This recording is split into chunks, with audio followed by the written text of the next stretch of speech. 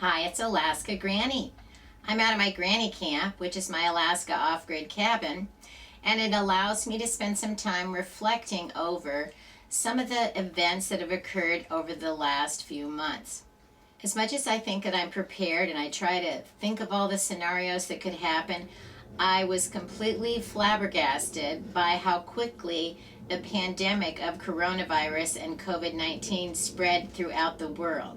Maybe you're like me and you've tried to figure out what are the most likely scenarios that'll happen to me where I live in my lifetime, and pandemic was just not high on my priority list. So it certainly sent me into a little bit of a panic when all of a sudden everything shut down all over the world. Someone needs a little cuddle. Oh, you're okay. You're okay.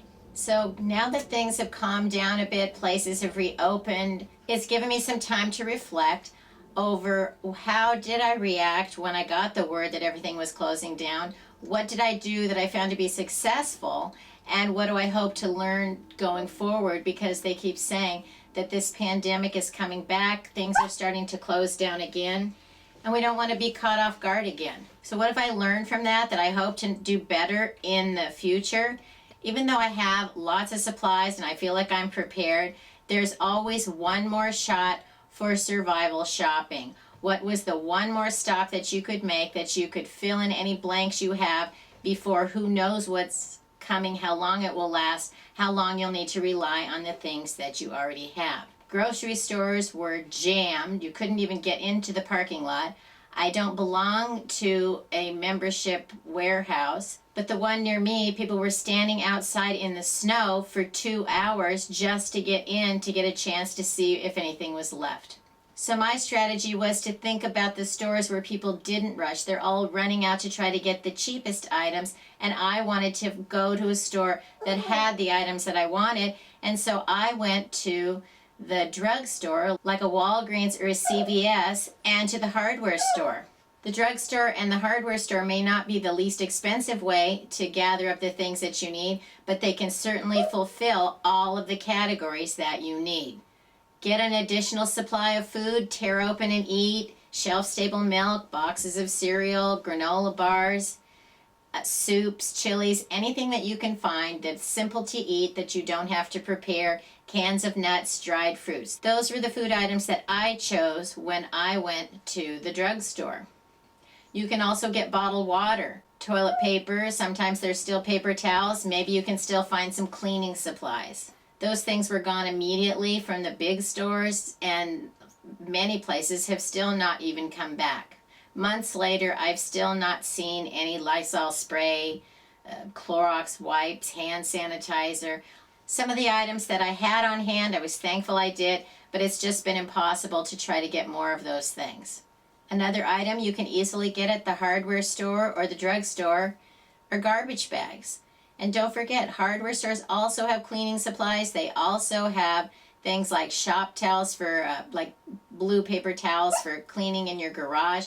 You can still find things that you need if you don't have the supplies that you want.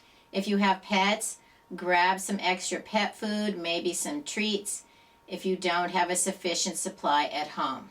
Head to the medicine aisles. Medicines for headaches, body aches, fevers, coughs, upset stomach, diarrhea, all of the categories of medicines that you rely on, make sure that you have them on hand or pick them up in your last stop shopping. Hey, no teeth, no teeth, no teeth. We don't bite. No, we don't bite. Pick up extra first aid supplies, hygiene supplies, all of the categories from when you get up in the morning till you go to bed at night. What are the products you rely on having? Those are the ones you want to load up on now. One of the great things about a hardware store is you can still find some tools and maybe even some basic type of camping or outdoor gear. You can also get things at the hardware store that can help keep your car in good repair in case for some reason you needed to bug out. What did I find I missed the most during this lockdown, this pandemic, this quarantine stay at home? I wished I'd had more variety in my food storage. I wished I had had more the cleaning supplies, the hand sanitizers, the Clorox wipes, the Lysol sprays. I wish I'd had more of those. And remember, we don't know if next time maybe the power will go out or the water will stop running. So keep in mind what are the categories of all of the emergencies that could happen, and make sure that you're stockpiling some supplies for those things. Flashlights, batteries, candles.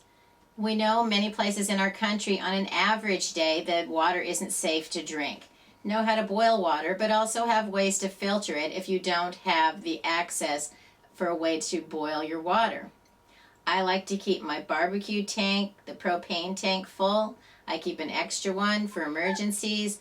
Keep the gas tank on your car at least half full, and keep a supply of cash. Some of the stores are trying to say they can't take cash, they can't make change, but I think if you have a nice supply of small bills, you'll still be able to get the things that you need from other places besides a big box store.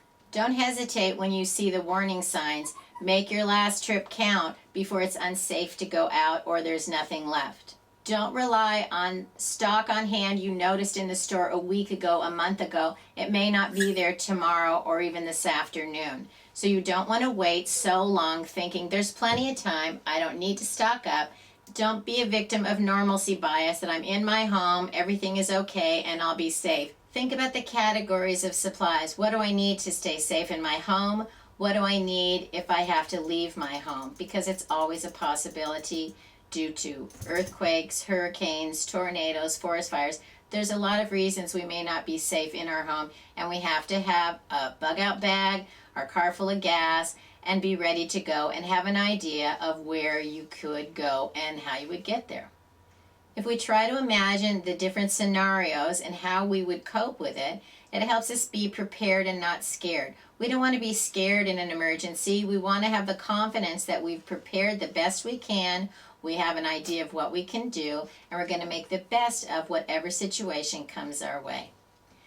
So make a plan to have the things that you need, even planning your last-minute survival shopping. If you enjoyed my video, I hope you'll share it with someone else you think might like it. Learn more at alaskagranny.com, and please subscribe to the Alaska Granny channel.